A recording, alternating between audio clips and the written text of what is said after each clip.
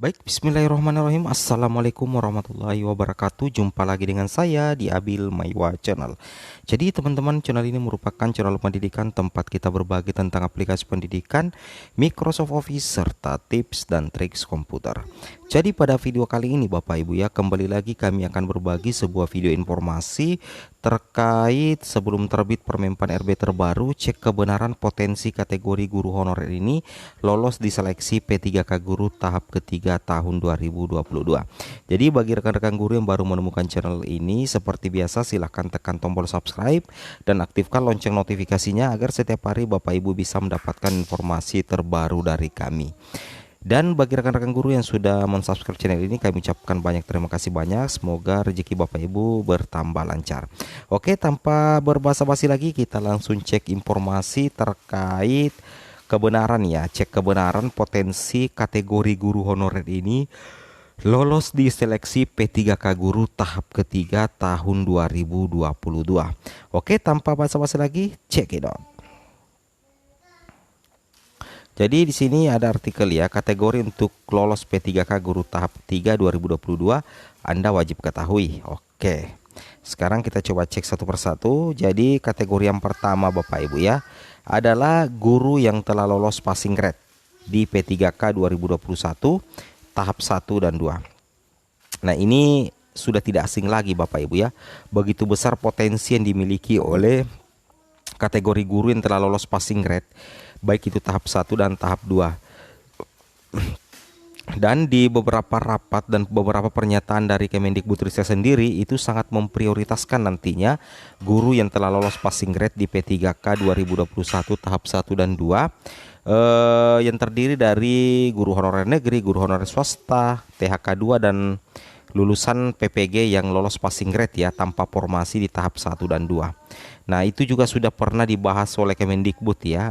Kemendikbud menginginkan agar guru yang telah lolos passing grade di P3K 2021 itu bisa mendapatkan formasinya ketika formasi dibuka tanpa harus dites lagi. Tetapi tentunya ini berdasarkan kesepakatan bersama dengan tim Panselnas yang seharusnya dituangkan dalam Permenpan RB yang baru. Jadi tentunya bagi rekan-rekan guru yang masuk kategori ini menjadi guru yang telah lolos passing grade di P3K 2021 tahap 1 dan 2, itu Bapak Ibu tetap akan diprioritaskan nantinya di seleksi P3K tahun 2022. Seperti itu ya. Meskipun Permenpan RB belum turun, tetapi kami yakin bahwasanya guru yang telah lolos passing grade itu akan diprioritaskan nantinya di P3K tahun ini. Oleh karena itu semangat terus Bapak Ibu ya. Oke, ini kategori yang pertama Bapak Ibu ya. Sekarang kita pindah ke kategori yang kedua. Kategori guru honorer yang kedua yang diprioritaskan di P3K 2022 yaitu ini. Nah, tetapi ada tetapinya, jika seleksi tahap ketiga dilaksanakan dan tetap mengikuti aturan awal di tahun 2021, maka potensi besar tentunya untuk guru berserdik. Jadi sekali lagi, guru yang berserdik. Kenapa admin katakan guru yang berserdik? Karena guru yang berserdik itu berarti memiliki kesempatan mendapatkan afirmasi 100% ya, 100% untuk nilai kompetensi teknis nantinya di tahap ketiga. Nah, apabila tetap mengikuti aturan awal, kecuali intinya Permenpan RB turun itu dan mengubah aturan yang ada di tahun 2021 sampai di tahap ketiga, maka poin kedua ini tentunya tidak berlaku apabila dirubah. Tetapi apabila tetap tahap ketiga itu mengikuti aturan awal di tahun 2021 sama dengan tahap awal dan kedua untuk afirmasi, maka ini tentunya menjadi potensi bagi guru yang memiliki sertifikat pendidik.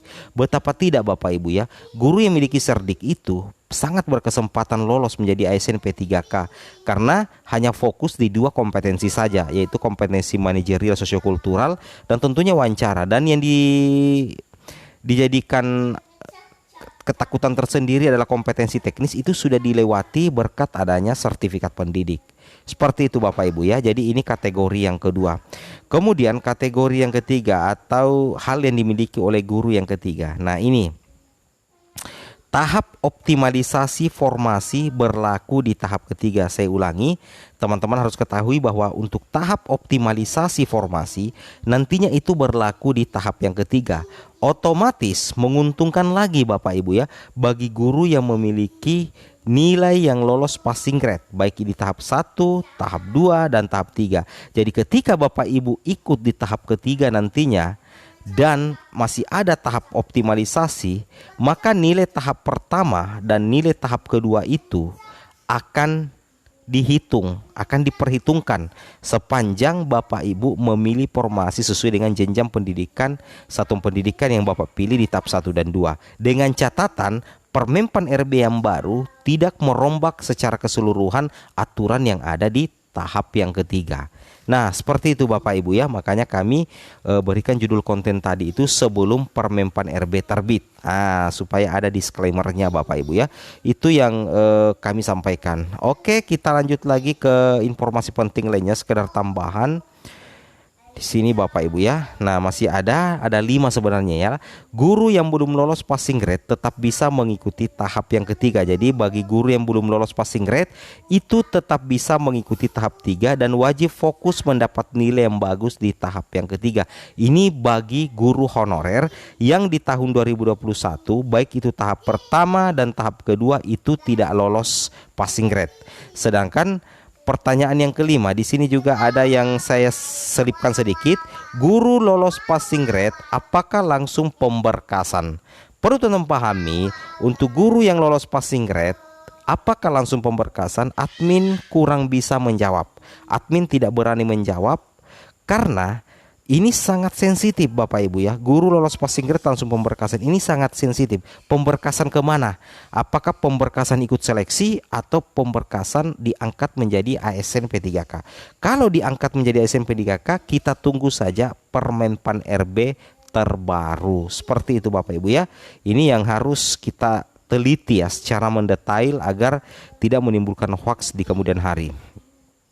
Sekedar tambahan, Bapak Ibu yang akan mengikuti seleksi P3K harus memperhatikan kesesuaian NIK dengan Dapodik dan PDDikti untuk ijazah Bapak Ibu ya.